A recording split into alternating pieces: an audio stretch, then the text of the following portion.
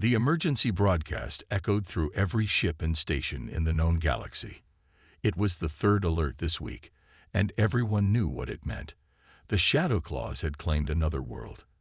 The message was simple but terrifying. Colony X-227 has fallen. No survivors found. All ships avoid this sector. In the grand meeting hall of the Galactic Council, hundreds of different alien species gathered to discuss the growing crisis. Some had tentacles, others had multiple eyes, and a few were just clouds of floating gas. But they all shared one thing: fear of the deadliest hunters in space. At the center of the hall stood Representative Greg Miller, the first human to ever attend a council meeting.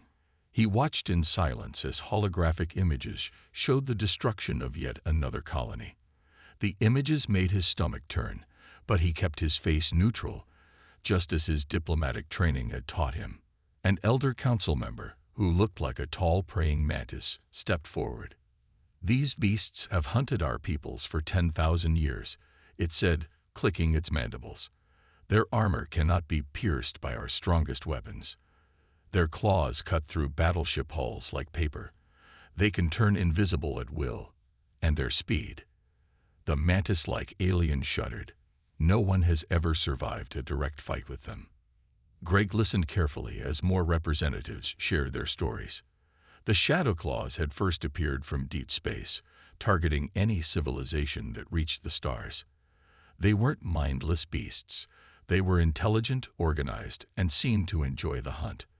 Their bodies were covered in black scales harder than diamond, with joints that could bend in impossible ways.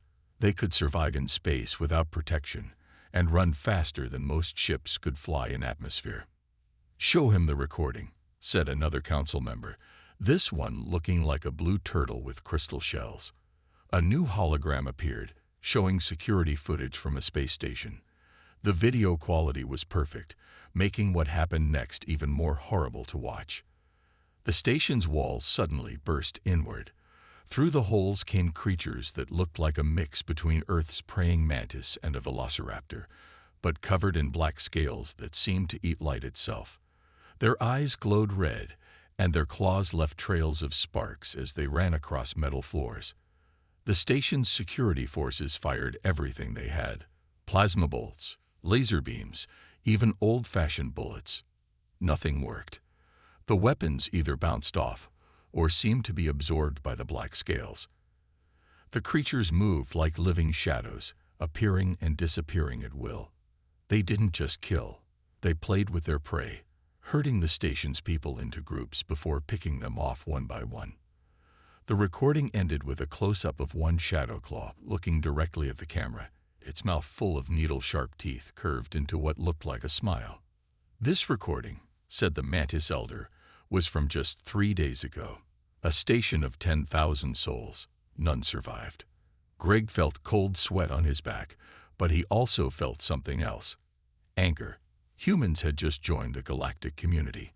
They had so many plans, so many dreams about exploring space, and now these things threatened everything. "How many worlds have they taken?" he asked.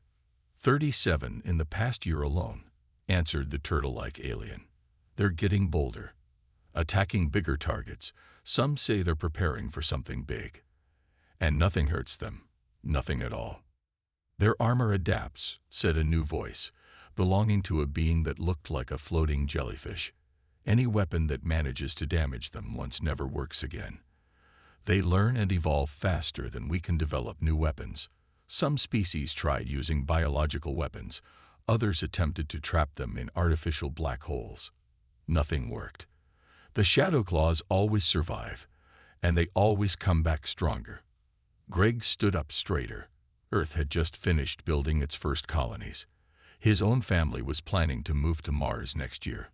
The thought of these creatures attacking human worlds, hunting human children. "We'll help," he said firmly. "Earth will join your defense force." The hall fell silent. Then, surprisingly, several aliens started making sounds that Greg's translator identified as laughter. "Brave words," said the Mantis Elder kindly, "but you don't understand. Your species is young. Your weapons are primitive compared to ours. What could humans possibly do against an enemy that has defeated civilizations thousands of years more advanced than yours? Greg smiled. Somehow, deep in his gut, he felt that humanity would find a way. They always did. Let us try, he said. Sometimes fresh eyes see things others miss. And humans, well, we're full of surprises. The council members looked at each other. They had nothing left to lose. Very well, said the elder. Welcome to the war that no one has ever won. Captain Jack stood at the bridge of his ship, the Star Wanderer, staring at the emergency call on his screen. His small exploration vessel wasn't made for combat, but the distress signal came from a civilian space station just 20 minutes away at full speed. No other ships were close enough to help. Captain, said his pilot, Bill, 3 alien military vessels are responding, but they're 4 hours away. He paused, looking nervous. They're warning all civilian ships to stay away. Say it's probably the Shadow Claws. Jack remembered the council briefing about these creatures. Every human captain had watched the horror stories, seen the death toll numbers. But he also remembered something his grandmother used to say. The only thing evil needs to win is for good people to do nothing. Plot a course to the station, Jack ordered. His crew of 5 looked at him like he was crazy. We might not be able to fight these things, but we can still help evacuate people. The Star Wanderer jumped to full speed. Through the front window, they could see the space station growing larger, a beautiful ring-shaped structure with gardens visible through its transparent sections. But something was wrong. Half the station's lights were out, and debris floated around it like confetti. Multiple hull breaches detected, reported Anne from her sensor station. Life signs scattered throughout the station. And something else. Very fast-moving signals. At least 6 of them. Shadow Claws, whispered Bill. Jack took a deep breath. Okay, here's the plan. We dock at emergency airlock E7. Tom, get the medical bay ready. Bill and Anne, you're with me. We go in, find survivors, and get them out. Keep your comms open at all times. They docked 6 minutes later. As soon as the airlock opened, they heard the screams. The station's artificial gravity was still working, but emergency lights flashed red, making the corridors look like something from a nightmare. The air smelled like burned metal. This way, said Anne, checking her handheld scanner. Large group of life signs in the main cafeteria. Looks like they barricaded themselves in.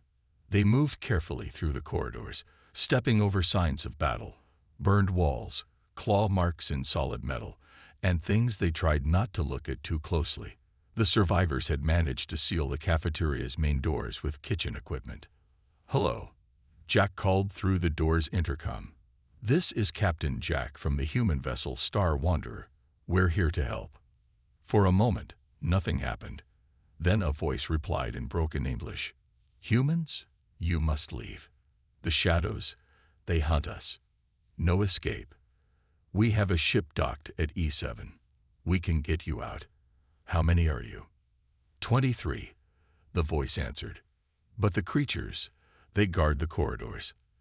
They play with us. Wait for us to run. Jack looked at his team. They all nodded. They had come too far to turn back now. We'll make a path. Get your people ready to move. Just then, they heard it. A sound like knives scraping on metal. At the end of the corridor, the air seemed to ripple. A massive shape appeared from nowhere, its black scales drinking in the red emergency lights. Its eyes glowed like hot coals, and its claws left glowing marks where they touched the floor. Don't run, Jack whispered to his team. Don't show fear. The creature tilted its head, studying them with what looked like curiosity. No human had ever faced a shadow claw before. Perhaps that's why it seemed interested. Then everything happened at once. The shadow claw moved faster than any living thing should, covering the corridor in a heartbeat. But humans had played sports, had trained for quick reactions their whole lives. Bill managed to push Annan out of the way. Jack raised his weapon, knowing it was useless but refusing to die without trying. And then the strangest thing happened.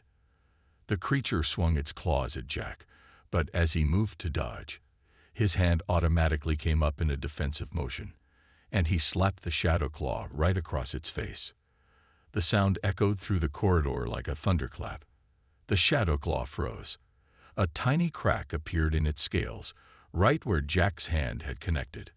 Both human and alien stared at each other in absolute shock. Then the creature did something no one had ever seen before. It retreated. News of what happened on the space station spread quickly through the galaxy. The Star Wanderer's crew had managed to evacuate all 23 survivors. But what interested everyone most was how Captain Jack had made a Shadow Claw retreat. At first, no one believed it. Even Jack himself thought it was just luck. But Dr. Tom, the ship's doctor, couldn't stop thinking about it. After decades of these creatures being completely invincible, a simple human slap had cracked their armor. It didn't make sense, unless it made perfect sense. "Captain," Tom said, walking onto the bridge with his tablet computer, "I need to show you something." He pulled up the video from Jack's helmet camera, showing the moment of the slap in slow motion. "Look at what happens to the scales right before they crack." The video played frame by frame. Jack's hand moved in a perfect arc, making contact with the creature's face. For just a split second before the crack appeared, the black scales seemed to ripple like water. "I've been studying everything we know about Shadow Claw armor," Tom continued. "Every species in the galaxy has tried to break it. They've used lasers, plasma, even antimatter weapons. But what if they were all thinking too complicated? What if the answer was something simple? A slap?" Jack asked, raising an eyebrow. "You're saying we can defeat the greatest predators in the galaxy by slapping them?" "Not just any slap." Tom showed another screen full of calculations. The human hand moving at exactly the speed and force of an average slap creates a very specific kind of impact. It's like hitting a wine glass with exactly the right sound frequency to make it shatter. The bridge crew gathered around, looking at Tom's findings. He had compared the movement of Jack's slap to various weapon impacts. Nothing else matched the exact pattern of force and timing. "But that's impossible," Anne said. "Other species must have tried something like this before." "That's just it," Tom replied excitedly. "Most advanced species don't hit things with their hands anymore. They've had weapons for so long, they've forgotten about simple physical combat. And the few species that do fight hand-to-hand don't have palms shaped like ours, or they're too strong or too weak to create this exact effect." Just then, the ship's communication system beeped. It was a message from the Galactic Council, marked urgent. They wanted the Star Wanderer to dock at a secure military facility. Someone else had tried what Jack did, and it worked. The facility was hidden inside an asteroid. When they arrived, they found a large room full of scientists from different species, all studying videos of Jack's slap and the new incident. A young security officer named Mary had defended her post from a Shadow Claw attack by slapping it. Like Jack's hit, it had cracked the creature's armor and made it retreat. "This is remarkable," said a scientist who looked like a tall blue stick insect. "We've analyzed both incidents. The force pattern is identical. But why didn't we discover this before?" Tom stepped forward with his findings. The alien scientists listened carefully, their various appendages moving in what Jack had learned meant excitement or surprise. They'd brought up their own studies of Shadow Claw armor, comparing them to Tom's work. "The frequency of the impact," one scientist said, waving its tentacles. "It matches a mathematical pattern we found in their armor structure, but we never thought. It's so simple." They spent hours testing the theory. They built machines to copy the exact force and timing of a human slap, but they didn't work as well. Something about the natural movement of a human hand created the perfect combination. "We need to test this properly," the lead scientist said. "In a controlled environment, with a live specimen." The room went quiet. Catching a live Shadow Claw had always been impossible. They were too smart, too strong, too fast. But now they had something new. They had hope. "I know where we can find one," Jack said. "The station we evacuated. At least one Shadow Claw is still there, and now it knows what a human slap feels like." The scientists looked at each other. This could be the breakthrough they had waited thousands of years for. But they needed one thing: a human brave enough to face a Shadow Claw on purpose, knowing exactly what these creatures could do. Mary stepped forward, a slight smile on her face. "I used to win slapping contests back home," she said. "Just tell me where to aim." The testing chamber looked like a giant glass box, but the walls were made of the strongest transparent material in the galaxy. Dozens of alien scientists watched from behind extra safety barriers as Mary walked into the chamber. She wore a light protective suit that left her hands free, and a small camera was attached to her helmet. "Are you sure about this?" Captain Jack asked through the radio. He stood with the other observers, his hands pressed against the glass. "Someone has to do it," Mary replied. She stretched her arms and did a few practice slaps in the air. "Besides, that thing on the station ran away from your slap, and I'm better at this than you." The plan was simple but dangerous. They had captured a Shadow Claw using a special trap on the abandoned station. Now it waited in a sealed container at the other end of the testing chamber. When released, it would see Mary standing alone in the middle of the room. "Remember," Dr. Tom's voice came through the radio, "aim for the face or neck area. That's where Jack's slap worked. And don't hesitate. They move faster than anything you've ever seen." Mary nodded, taking her position. "I'm ready." The room fell silent. Even the alien scientists, who normally clicked and hummed constantly, went quiet. A red light started blinking over the container door. The Shadow Claw burst out like a black lightning bolt. Its claws left sparks on the floor as it ran, and its scales seemed to shift between solid and shadow. But Mary didn't run. She stood her ground, watching the creature approach. The Shadow Claw slowed slightly, perhaps confused by her lack of fear. All its previous prey had run. This was new, and new things made predators cautious. It circled her once, twice, its red eyes glowing brighter. Mary turned with it, keeping her stance ready. The creature was bigger up close than it looked in videos, nearly 3 meters tall when it stood straight, with claws longer than her forearm. Then it attacked. To the watching aliens, what happened next seemed impossible. The Shadow Claw moved so fast their eyes could barely follow it. But Mary, with nothing but human reflexes and years of practice, saw the attack coming. She stepped to the side, and as the creature's momentum carried it past her, her hand shot out in a perfect arc. The slap echoed through the chamber like a gunshot. The Shadow Claw froze mid-motion, just like the one on the station had.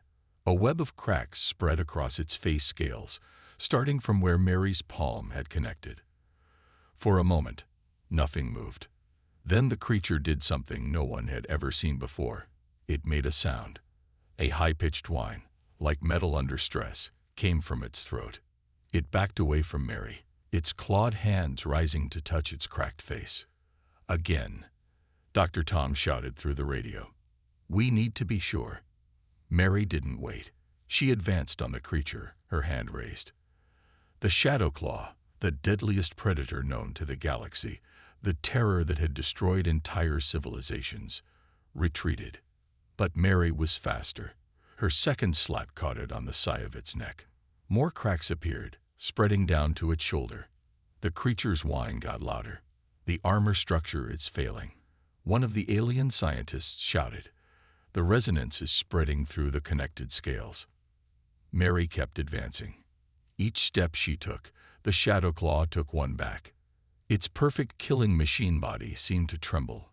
When it tried to turn invisible, the cracks in its armor glowed, giving away its position. The third slap landed on its chest. The sound this time was different, like breaking glass multiplied 1,000 times. The creature's armor began falling off in pieces, revealing softer tissue underneath. Without its armor, the Shadow Claw suddenly looked much less frightening. Its true body was thin and pale, almost fragile-looking. It curled into a ball in the corner of the chamber, making sounds that needed no translation. It was whimpering. The observers stared in silence. Thousands of years of terror ended by 3 well-placed slaps.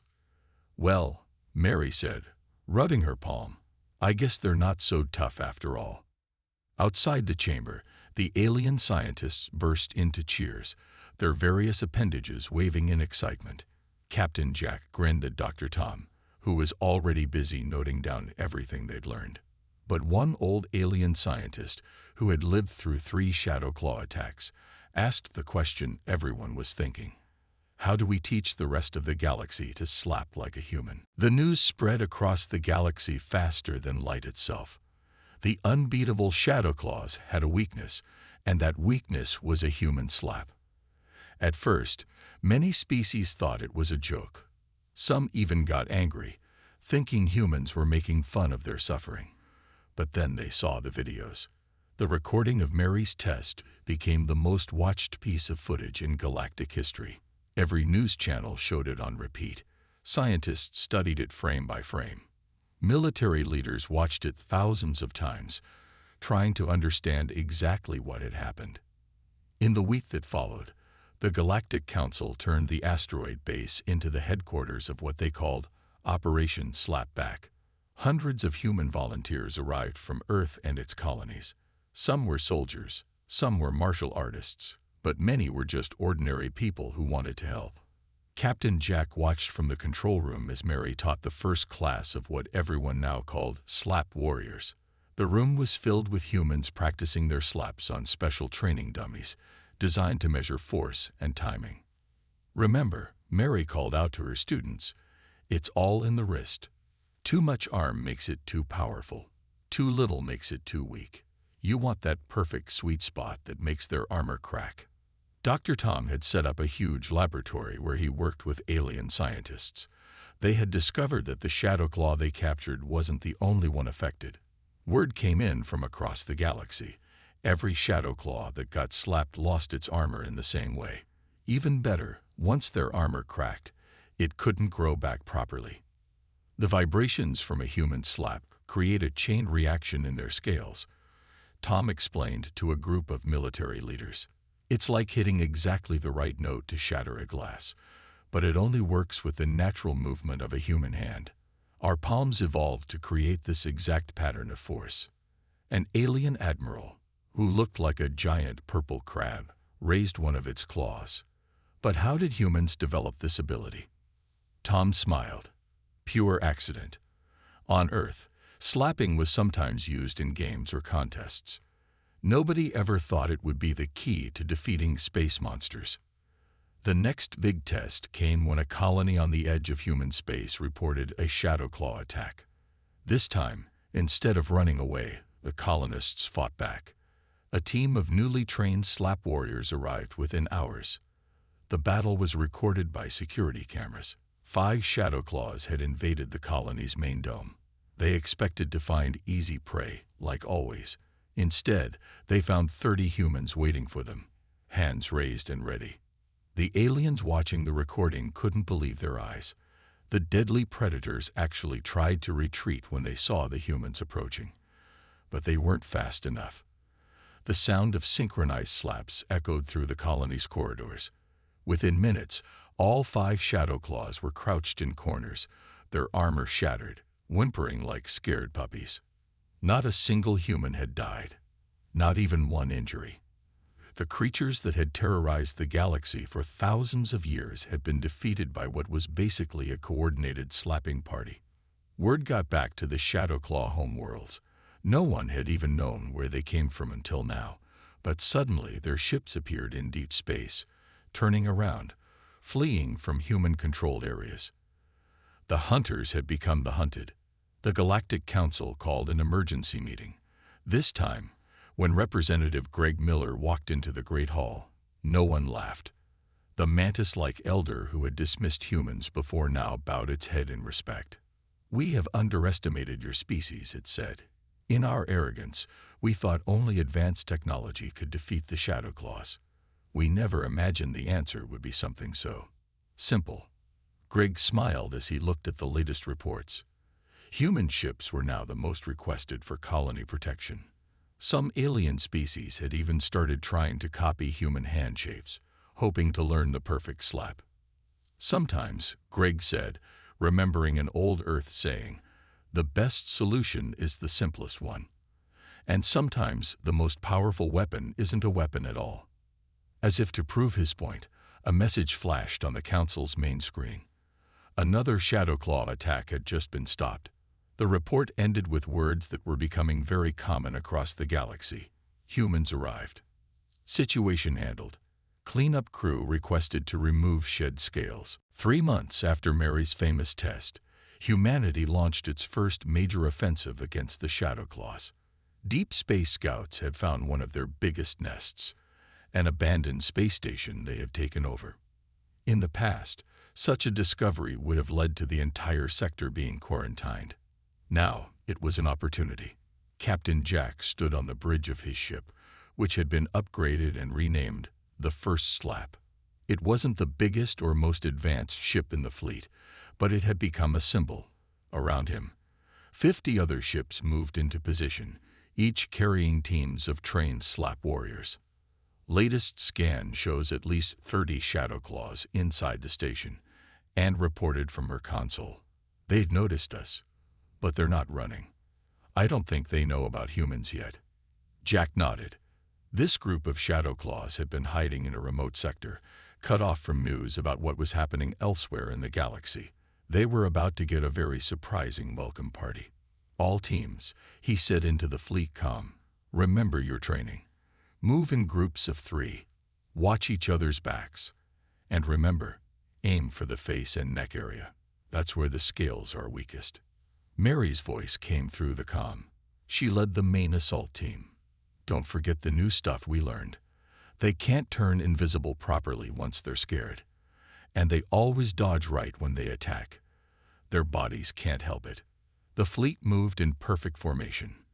In the past, attacking a Shadowclaw nest would have been suicide. But humans had studied their every move, learned their patterns, and found out something interesting. The creatures were creatures of habit.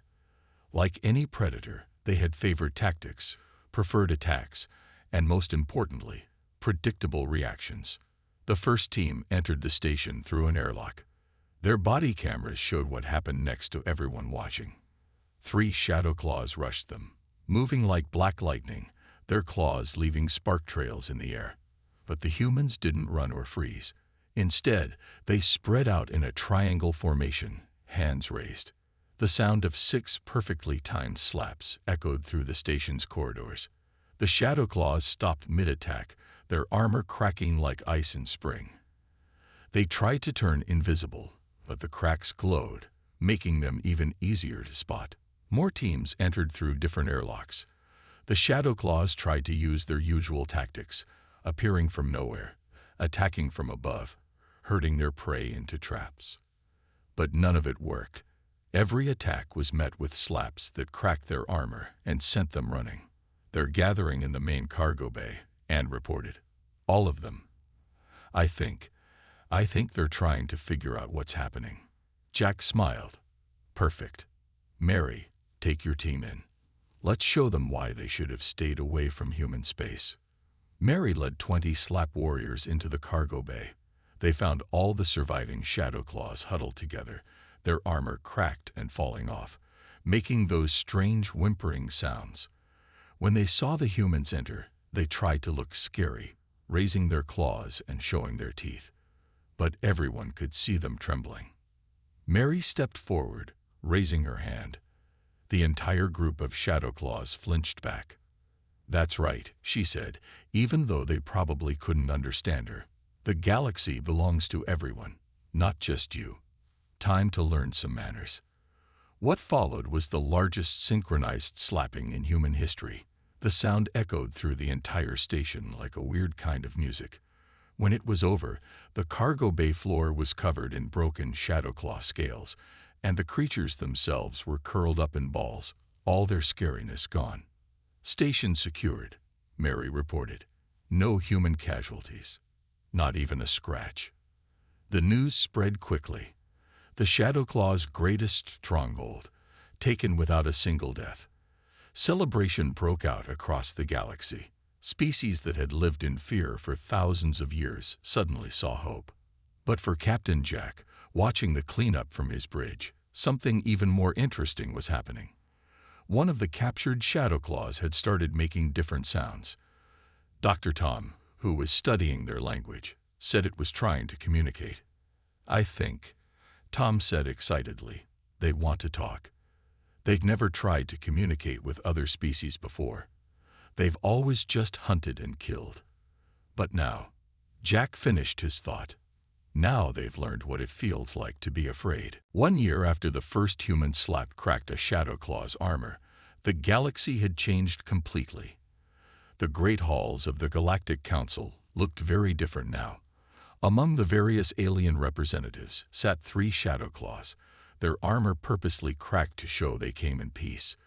They wore simple robes and carried no weapons. Representative Greg Miller remembered how everyone had panicked when the Shadow Claws first requested to join the council. But after 6 months of talks, something remarkable had happened. The creatures that had terrorized the galaxy for thousands of years had learned a lesson about humility. Delivered one slap at a time. "It is time," the mantis-like elder announced, "to hear the report on what humans call the Great Slapping." Dr. Tom stepped up to the speaking platform. Behind him, Captain Jack and Mary sat with proud smiles. The doctor activated a holographic display showing statistics. "In 1 year," Tom began, "humans have cleared 97% of known shadow claw nests. Total casualties: 0 humans, 0 allies. Property damage: minimal. Most interesting finding: after being slapped, shadow claws not only lose their armor, but also their desire to hunt other species." One of the shadow claw representatives stood up. Unlike before, when they only made threatening sounds, it spoke clearly through a translator. "We never knew fear," it said. "We were the perfect hunters, the apex predators. Every species we met either died or ran away. But humans did not run. Humans walked toward us with raised hands and showed us what it means to be afraid." The council chamber was silent. Many representatives had lost family and friends to shadow claw attacks. Seeing their former tormentors admit weakness was still shocking. And now, the shadow claw continued, "We understand. We have learned that true strength is not in causing fear, but in facing it. We ask to join your civilization not as hunters, but as equals."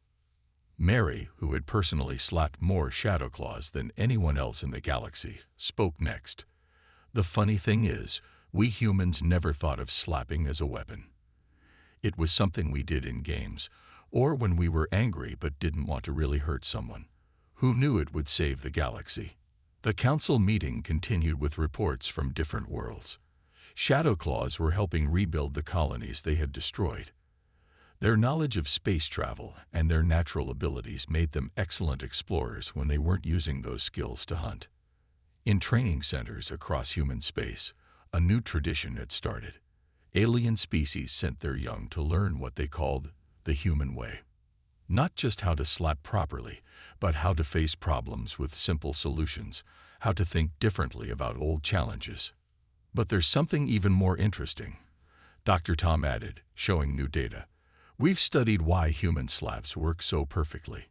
Our hands evolved this way because early humans had to be both strong and gentle, strong enough to use tools, and gentle enough to care for our children. No other species developed quite the same balance." Captain Jack watched as more reports came in.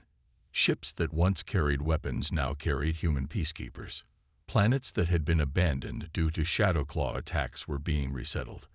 The galaxy was healing. The mantis elder raised its appendages for attention. "Let this be recorded in galactic history," it announced. "The day humans joined our council, many thought they were too primitive to help. Their weapons were simple, their ships were slow, and they had only just learned to travel between stars. But they brought with them something we had forgotten in our rush for advanced technology. Sometimes the simplest answer is the right one." Greg smiled as he looked around the council chamber. Humans sat next to aliens of all shapes and sizes, including the reformed Shadow Claws.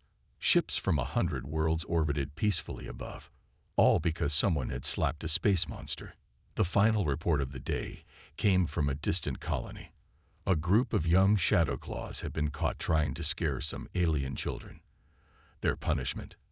They had to attend human-style kindergarten and learn to play nicely with others. The image of former galactic terrors sitting in tiny chairs, learning to share toys, made everyone laugh. In the end, Greg said to the council, "We didn't defeat the Shadow Claws with big guns or clever plans. We defeated them with the same thing that helped humans survive on Earth. We taught them that being nice is better than being scary." And somewhere in deep space, on board the starship First Slap, Captain Jack's crew had framed their first broken Shadow Claw scale.